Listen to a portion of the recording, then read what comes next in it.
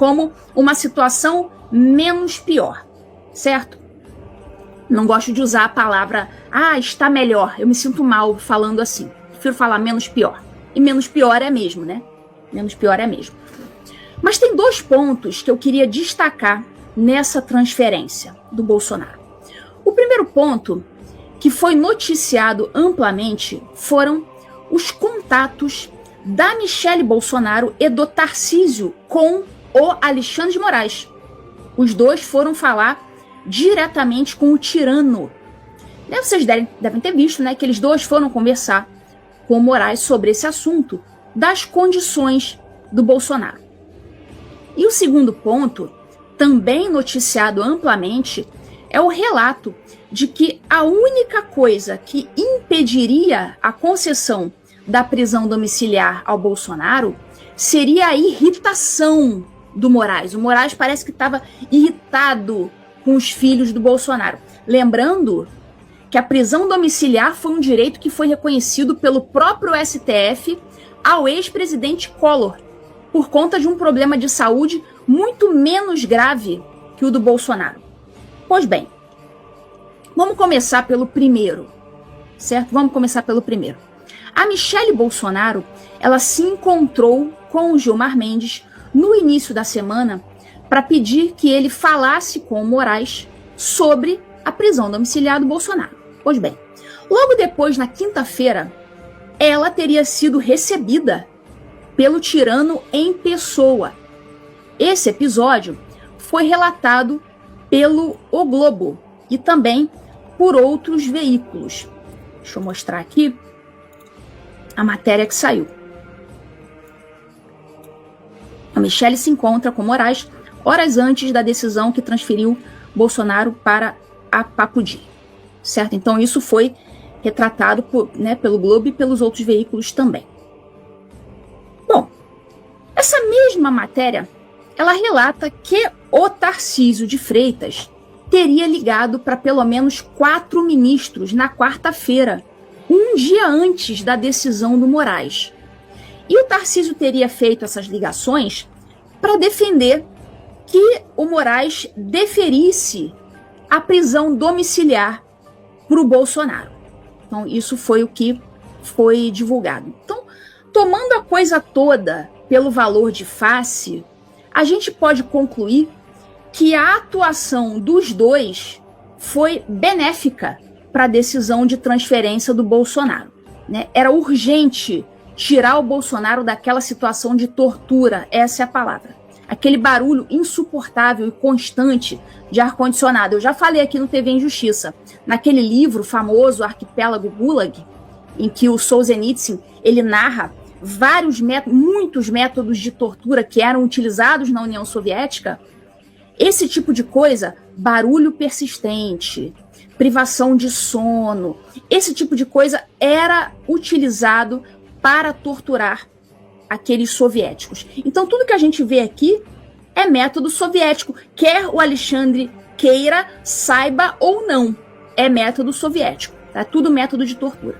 E uma outra conclusão que a gente pode extrair desse episódio é de que, às vezes, esses meios diplomáticos de agir, como, de que se utilizaram o Tarcísio e a Michele, esses meios diplomáticos, eles podem, de vez em quando, levar a um melhor resultado no STF do que aquela tática de confronto direto que os filhos do Bolsonaro têm adotado quando abordam esse assunto. A exceção, talvez, do Flávio, que é o mais diplomático deles.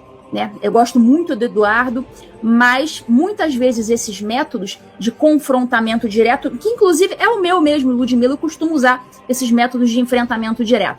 Mas eu reconheço que muitas vezes a solução diplomática ela acaba resolvendo em certas situações. Tá? Não são todas, especialmente se tratando de STF. Mas nesse caso em especial, em particular, parece que resolveu. Ou pelo menos conseguiu alguma coisa, conseguiu extrair alguma coisa dali. O próprio tirano Alexandre de Moraes, que até quando ele faz algo, abre aspas, benéfico, ele faz questão de ser desagradável. Ele parece aqui, na decisão dele, ele parece apontar aquele incômodo que ele tem com os filhos do Bolsonaro. Ele fala, inclusive, do Flávio. Até e olha que o Flávio é o mais tranquilo, é o mais diplomático, é o mais centrão, digamos assim, da família. Vamos ver aqui os trechos da decisão do Alexandre de Moraes que fazem essa menção aos filhos do Bolsonaro, mostrando realmente que ele está irritado com os filhos. O que é um absurdo, né? A imprensa normalizar isso como sendo algo, né, que pode acontecer em uma democracia. A imprensa devia ser a primeira a bater, olha, nunca os filhos do Bolsonaro poderiam ter sido citados na decisão como sendo um fundamento para qualquer coisa, né? Se quem está em julgamento ali, no caso já foi julgado, foi o Bolsonaro, os filhos do Bolsonaro não tem que entrar na decisão de forma alguma. Mas a besta fera faz questão de colocar na decisão, que é um elemento totalmente estranho aos autos, o comportamento dos filhos do Bolsonaro. Mas a besta fera botou ali a foto. Isso aqui é uma decisão do Moraes, tá? Isso é print da decisão do Moraes. Ó, palavras do Moraes. Ocorre, entretanto, que, mentirosa e lamentavelmente, vem ocorrendo uma sistemática tentativa de deslegitimar o regular e legal cumprimento da pena privativa de liberdade de Bolsonaro, que vem ocorrendo com absoluto respeito à dignidade da pessoa humana, escambau, né? E em condições extremamente favoráveis em relação ao restante do sistema penitenciário brasileiro. Então aqui o Alexandre de Moraes está dizendo que o Bolsonaro ele está em condições muito superiores ao restante do sistema prisional. Vamos lá. Prossegue Alexandre de Moraes. O senador Flávio Bolsonaro concedeu diversas entrevistas à imprensa tradicional e a podcast nas redes sociais, por meio das quais criticou as condições excepcionalmente favoráveis da carceragem da Polícia Federal. Condições excepcionalmente favoráveis.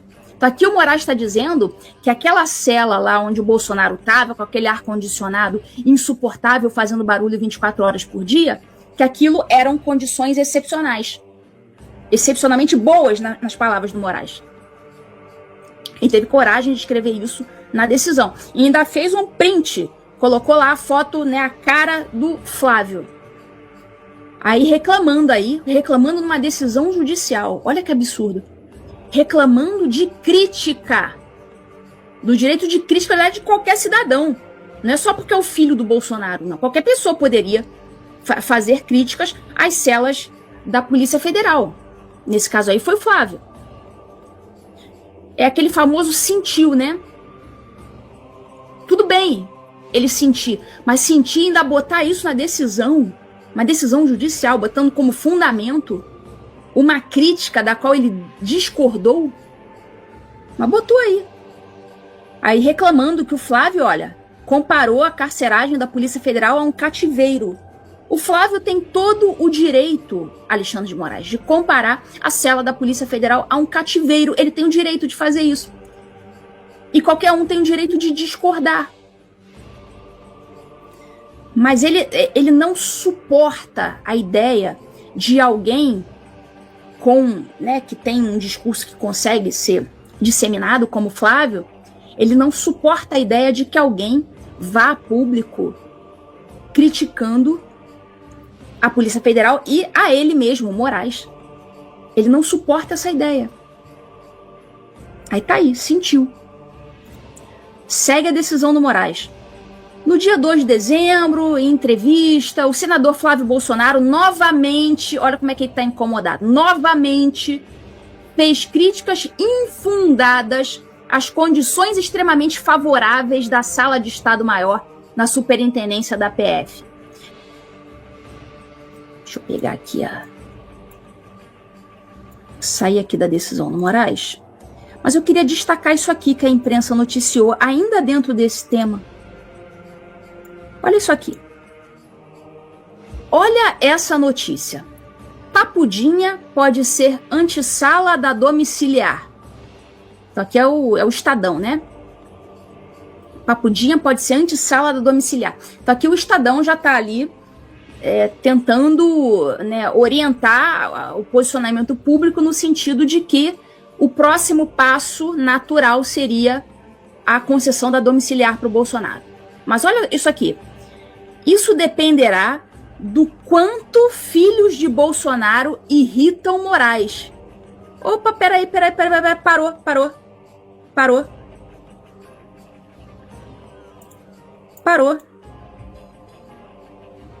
Produção, parou.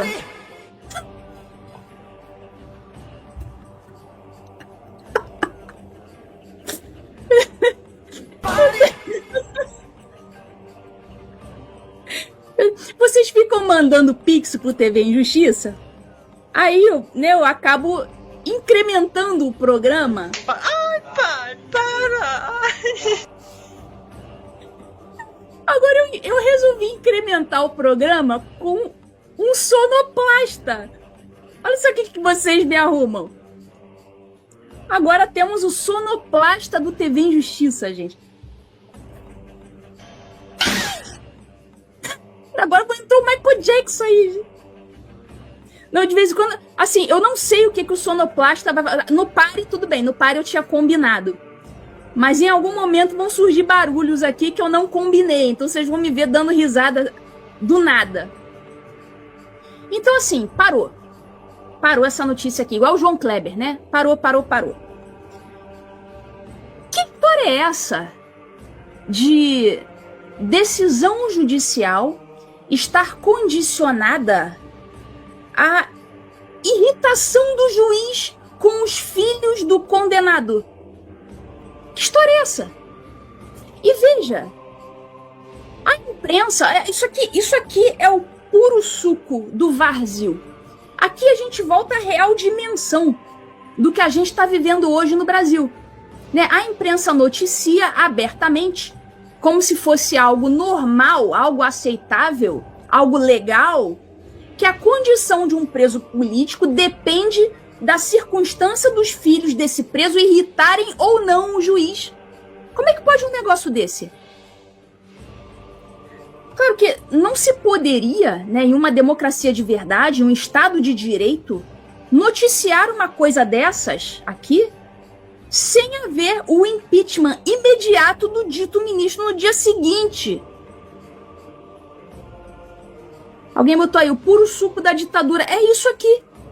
Quer dizer, a imprensa devia ser a primeira a dizer, olha, a manchete devia ser assim: irritação com filhos do sentenciado jamais poderia levar juiz a tomar atitudes dentro de um processo. Essa deveria ser a manchete. E não essa daqui. Dependerá do quanto os filhos de Bolsonaro vão irritar o Moraes. Que história é essa? A opinião pública devia ficar escandalizada. Os jornais, eles deviam estampar esse escândalo nas primeiras páginas. Eles deviam publicar editais condenando duramente esse fato. A classe política deveria se ver sem outra opção, a não ser sacar o sujeito do cargo. O mundo devia parar até o criminoso, o delinquente, descer do cargo. Mas, infelizmente, esse tipo de notícia aqui é divulgada como se fosse algo corriqueiro, como se fosse algo absolutamente legal. Né? Vocês, todos nós, sabemos que não é. Quer dizer, vai depender do quanto que os filhos vão irritar ou não. Primeira coisa, se um juiz ficar irritado com alguma coisa relacionado a um réu a ponto de motivar uma decisão, ele tem que se dar por suspeito, ele tem que sair da causa. Quer dizer, o negócio é noticiado assim, como se fosse uma normalidade. Que loucura, né? Certo? Então, portanto, quanto à forma, é de fato possível que qualquer pessoa ajuize esse HC em favor do Bolsonaro. E a razão para o habeas corpus ser assim um instrumento fácil, né, para qualquer pessoa usar, a razão para isso é uma razão nobre, é uma razão importante. Né? O sistema jurídico ele reconhece que depois da vida é a liberdade o bem mais caro do indivíduo. Né? Então a primeira é a vida e depois é a liberdade. Então por isso o habeas corpus, né, é para proporcionar a liberdade.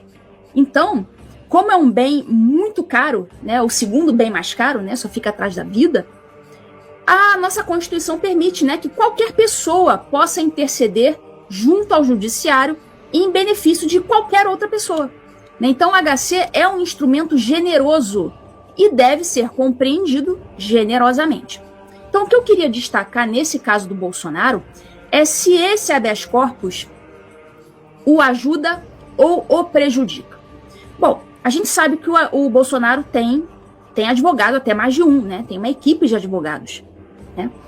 E a defesa do Bolsonaro, em várias ocasiões, desautorizou essas iniciativas que não partem da equipe, né, jurídica que está fazendo a defesa do Bolsonaro, que tem procuração do Bolsonaro. Então, várias vezes, esses advogados do Bolsonaro desautorizaram essas iniciativas por considerar que elas, de alguma forma, tumultuam a condução, né, da equipe de advogados, né, a condução desse assunto. Então, assim, por mais que as injustiças a que o Bolsonaro e tantos outros têm sido submetidos, né, nos cause enorme pena e indignação, eu acabo, no final das contas, dando razão ao doutor Paulo Bueno, que é da equipe de advogados do Bolsonaro. Primeiro porque a gente sabe que o problema não é jurídico, né? Não é uma tese que não foi levantada pelos advogados do Bolsonaro, né? O que eu duvido que seja o caso, né? Não é uma tese esquecida que vai fazer o STF reparar a injustiça que acabou de cometer. A gente sabe que não é isso. Eu tô cansada de dizer que não teve injustiça. Ainda que o Rui Barbosa levantasse da tumba e o Bolsonaro contratasse o Rui Barbosa, o melhor advogado do mundo, não importa, porque a questão não é jurídica. Ele pode lançar o melhor argumento do mundo, pode falar as palavras mais belas do mundo, que não vai convencer ninguém do STF, porque eles não estão praticando o direito. Eles estão praticando injustiças contra os seus inimigos. Então não importa se você tem um bom advogado ou um mau advogado, certo? A doutora Vivi, que, né, que até onde sabemos não é nenhuma grande, né, sumidade, eu acho que ela ganha tudo no STF. Então a gente sabe muito bem que a questão não é jurídica. Não é porque a dona Vivi é uma grande conhecedora do direito, uma grande jurisconsulta. A gente sabe que não é isso, certo? Então, o caso do Bolsonaro, assim como o caso dos acusados do 8 de janeiro e do golpe inexistente, é um caso político. E eu diria, sem medo de errar, é um caso 100% político. Então, por isso que eu acho que tumultuar a coisa, ficar entrando com habeas corpus sem ser o advogado do Bolsonaro, ficar colocando repetidamente as mesmas teses que a defesa provavelmente já deduziu em juízo, eu acho que pode muito mais atrapalhar do que ajudar. Além do que, e aqui eu me dirijo particularmente aos advogados, impetrar um HC a favor de um preso, né, ainda que por uma enorme injustiça, quando esse preso já conta com uma defesa constituída, com uma banca de advogados, né, composta de advogados sérios, isso significa, né, num plano simbólico, um questionamento desses advogados, tanto no nível profissional quanto moral. E eu acho que, né, ninguém gostaria de ser colocado nesse tipo de situação. Né? Os advogados, eles devem respeitar o trabalho daqueles que foram contratados pelo preso e estão, né, de boa fé, lutando para defender os interesses do seu constituinte, no caso Bolsonaro. Isso vale tanto para o Bolsonaro como para qualquer um nessa situação, né? Então é só isso que eu queria falar a respeito desse HC. Eu não concordo com esse comportamento de ficar atravessando os advogados que foram contratados pelo Bolsonaro, como se fossem advogados, né, displicentes, que né, tivessem esquecido alguma tese, e a gente sabe muito bem que não é o caso. Definitivamente não é o caso. Bom, vamos passar então para a nossa pauta número 3. Vamos falar sobre aquela plateia de histéricos lá da formatura. Vocês devem ter visto o vídeo, mas enfim, ele reduz de 5 para 2 dias, oitivas dos envolvidos no caso do Banco Master. Fraudulenta e, inacreditavelmente, o advogado da JBS. E hoje a gente vai detalhar essa teia sinistra. Vou botar aqui. Toffoli reduz de 5 para 2 dias, oitivas dos envolvidos no caso do Banco Master. Bom, a gente vai ter que dissecar esse comportamento estranho, né, dessa semana. Estranho para dizer o mínimo. Como vocês sabem, a gente está falando de um escândalo bilionário envolvendo o Banco Master. A Polícia Federal, ciente da complexidade técnica do caso, solicitou 5 dias para ouvir os investigados. Tá? O negócio é complexo. Tá? 5 dias já é pouco. Tá? Mas eles pediram 5 dias para ouvir os investigados. Isso é o padrão, tá, para operações desse porte. Mas na última sexta-feira, dia 16 de janeiro, o Toffoli atropelou o pedido da PF. Numa canetada, ele reduziu o prazo de 5 para 2 dias. 2 dias. Mas por que essa pressa? Não pode esperar mais 3 dias para sair um trabalho melhor? Os investigadores disseram à imprensa que é humanamente impossível realizar oitivas de qualidade nesse tempo, em 2 dias. É como se o Toffoli quisesse acabar com isso para ontem. É para ontem.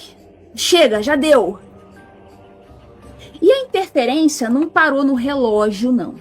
O Toffoli ele exigiu que os depoimentos fossem feitos dentro do prédio do STF. Então, com isso, ele tira o protagonismo e o ambiente controlado da sede da Polícia Federal.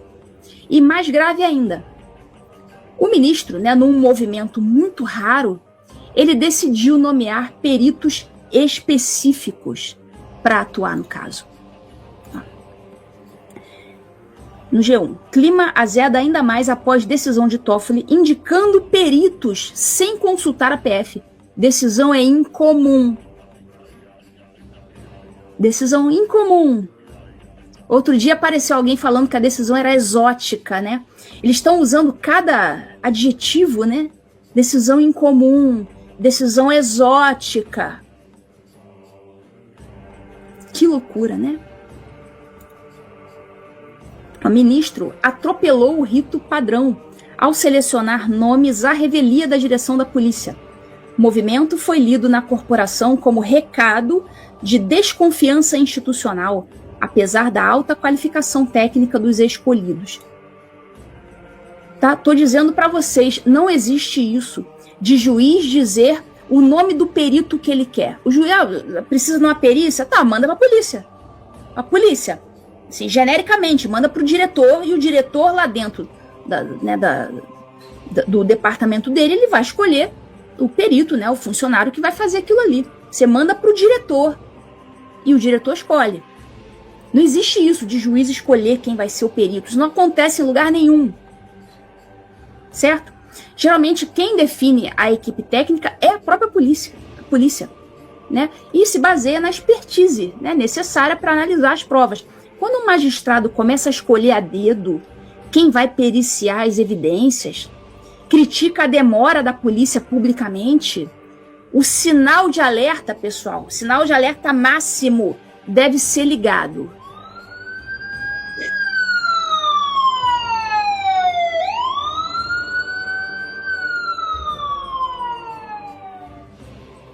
Isso aí.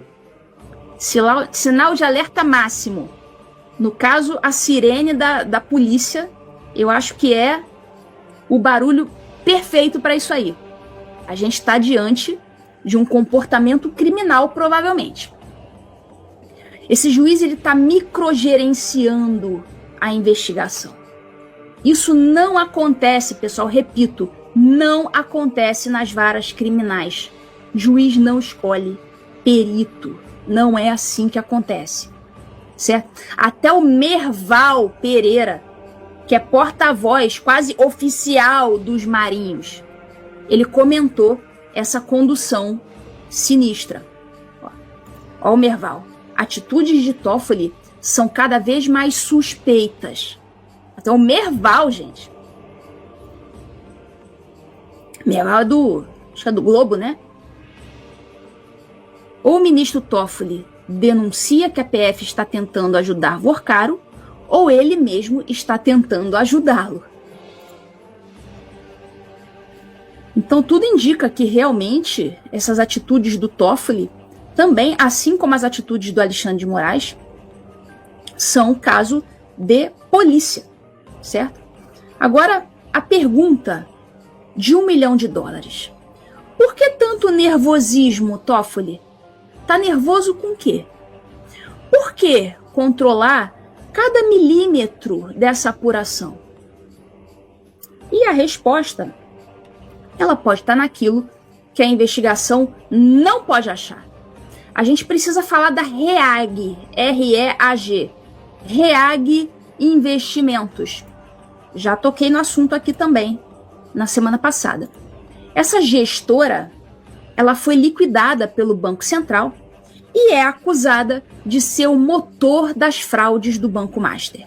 Pois bem, as investigações revelaram que os fundos geridos justamente por essa REAG injetaram 4 milhões no Taiaiá Resort. E de quem era esse resort? Já falamos aqui também. Da família do Dias Toffoli. Então, o dinheiro da empresa, olha só, o dinheiro da empresa investigada irrigou o negócio do irmão e do primo do ministro. Não, atitudes de Toffoli são mais suspeitas, isso aqui já foi. Ó, vamos ver aqui ainda o que o Merval falou. O ministro Toffoli tem tomado atitudes estranhas no caso do Banco Master. Agora, outro dado esquisito é que ele escolheu os membros da PF que terão acesso às provas do Master, não a direção da PF, insinuando que está colocando pessoas de sua confiança. Estaria insinuando que a PF está trabalhando com outras intenções ou ele terá outras intenções? Desde que avocou a si o processo, alegando que um deputado que não está sendo investigado tinha feito negócios com Borcaro, tem feito várias tentativas de controlar a investigação e não deixar que os investigadores trabalhem à vontade. Toma atitudes esquisitas e muitas vezes acaba recuando. Tenta fazer o que é ilegal, ou pelo menos não usual, e recua de maneira esquisita quando há críticas, quando a imprensa denuncia e a opinião pública reage. A ideia de que ele quer controlar a investigação é suspeita. Ou ele denuncia que a PF está tentando ajudar Borcaro, ou ele está tentando ajudá-lo. E não tem quem controle o STF.